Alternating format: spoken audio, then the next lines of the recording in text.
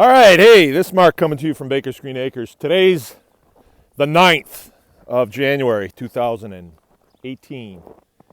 And I think the last video I made, I was talking about we had warmer weather coming. And that happened, that would have been Sunday. Today's Tuesday. Is it Tuesday? Yeah. But when it came Sunday, it was overcast that day and the wind came up. So it might have been 25 degrees, but you wouldn't know it because the wind was blowing and it seemed colder than the day before. And then yesterday was a little bit windy. Now today is still. I mean, it is dead still right now. And it hasn't warmed up yet. You can tell by the sun probably that it's like 9 o'clock in the morning. But it's dead still. And I just checked it, and it's 9 degrees right now, 9 above. But I tell you what, after what we've had, it really feels good. When I got up this morning, when it's really cold like that, I just don't sleep well for some reason. And I'll be up during the night, and then I'm usually up before the sun. But this morning, I slept until like 7:45, and I got up, and the sun was just coming up. And I really slept good for a change. Something about that cold weather, I don't know exactly what it is. But here, today's the day that we're going to have the party day around here, because the animals will just enjoy themselves. And yeah, one of my dogs is chasing them at the fence. The puppy does that. Come on, pigs. Come on over here. Come on, pigs. But here's that bale I put in the other day. I put that in Saturday. So they have been sleeping down here. And right now they're up in their old area. And I would like them to stay out of their old area today and spend more time down here where it's cleaner. I wanted to make this video because it's glorious right now. It is absolutely glorious. And it's one of those days when you put all those thoughts about jumping off a cliff aside and you just want to live again. I'm going to put this video out today because I got another series of videos coming out that are going to be more political in nature. Because we are, as I've told you, things are changing, and not everybody can see the changes or put them together, and then there's a lot of disinformation out there. So I want to do this short series to kind of bring things to light that I've seen. But I thought this morning what I could do is go through a list of the questions that were in the comments section. I wrote them down. Where did I put them though? Here they go. All right. One of the questions was, do you feed potatoes? The answer to that is no, but I wish I was, because I used to.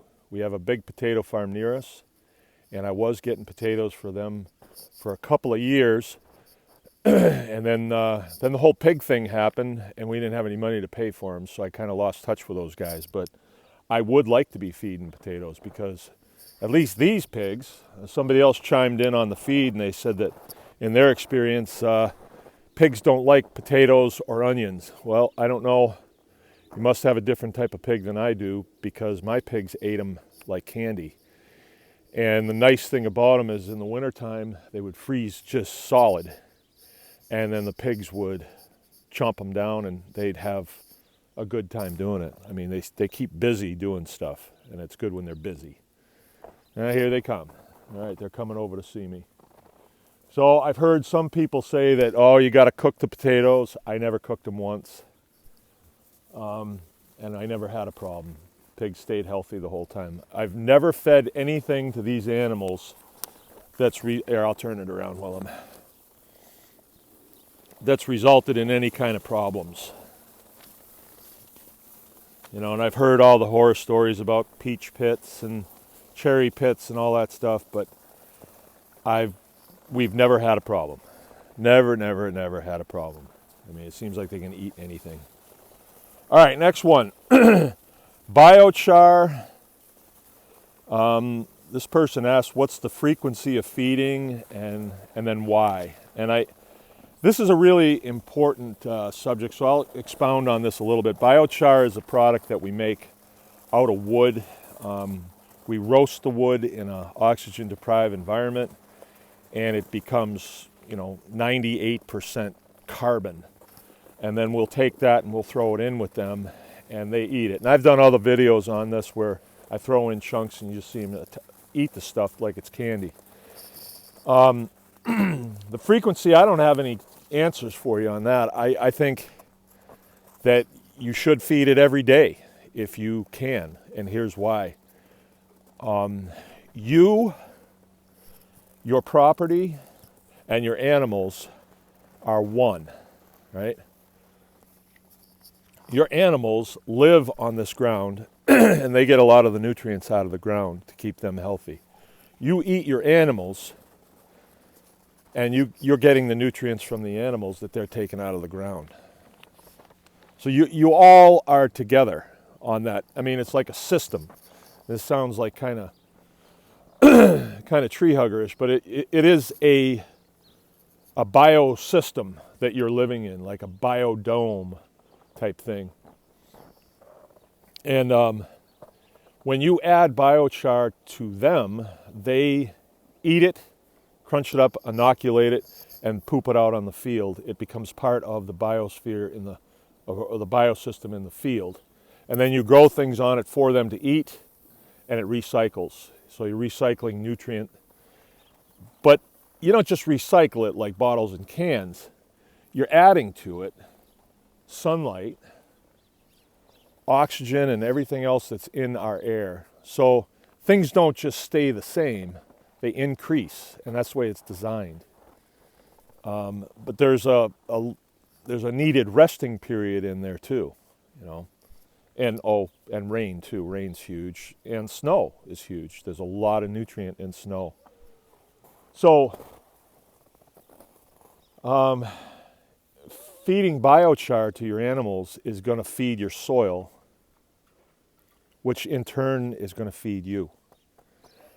Like, you could see where a person could take care of a farm for years and years and years and then get too old to farm it, but the nutrients that the deposits that they've made into the land will sustain them for the rest of their lives, if you think it through like that. I had a friend of mine tell me that farming is all about money, and at the time I agreed to that. I said, yeah, okay, but I don't think it is. I think it's about energy, right? It's the distribution of energy. And I believe, I heard this from a guy by the name of Ben Bartlett, who taught a class here in Missaukee County. He's an old guy. I don't even know if he's still around, but one of the things that he told us in the class, it was a class on grazing, is the adage, there ain't no free lunch, is not true. There is a free lunch. We get free energy from the sun. I mean, it's free. We don't pay for it. Not yet, anyway. I have all this air that I live in. That's all free. I get rain. I get snow. I don't have to charge. They don't charge me anything for snow. I better not talk too loud about that. So there's lots of things that are free. And then if I have the proper equipment, like these animals, they can process it and they can make, usable energy out of it. So I hope that helps you with the biochar thing. Biochar is a really deep subject, but I think biochar is one of the keys to making things work in a small farm environment, because we don't want to be using drugs. We don't want to have to do that. We want to be as trouble-free and sustainable as we possibly can. And I think biochar is one of the pieces to the puzzle. And biochar would exist naturally if our land burned, if we had frequent burns that went through, that we we really don't have anymore because we're deforested and all that stuff. Okay, next question. Have I ever thought about breeding mangas with guinea hogs? Never thought about it. Never thought about it. And this person's asking because they'd like to have a smaller hog for a smaller property. I don't know. When I first got into farming, some guy came along and sold me a low-line bull, saying, well, they're smaller, and it's better for a smaller farm like yours. And I think that's just a marketing technique, because it's not like they're better because they're smaller. You still have an animal that you have to feed, and then you're getting these tiny little steaks off it. So I don't know about that whole small thing. I don't know. I don't have small dogs. I don't have small pickup trucks. It's not something that I'm working towards, but I think it would work. It probably would work. Okay, next one is castration. Do I castrate, and why do I castrate? I do castrate, and this is one of them hot topics. If you get on some of these message boards on Facebook, a lot of keyboard ninjas love to talk about it because they read someplace that somebody's Uncle Tony did it this way and it worked out really good. I don't know. We've been doing pigs a long time, and from time to time we'll try different things. But and we've had people say that, oh yeah, you know, this particular pig, when you can process them and there's no boar taint or anything like that. I don't believe it. I don't believe any of it. So if we know that the animal is going to be a meat animal, we take care of it at between 2 weeks and a month, and we castrate them.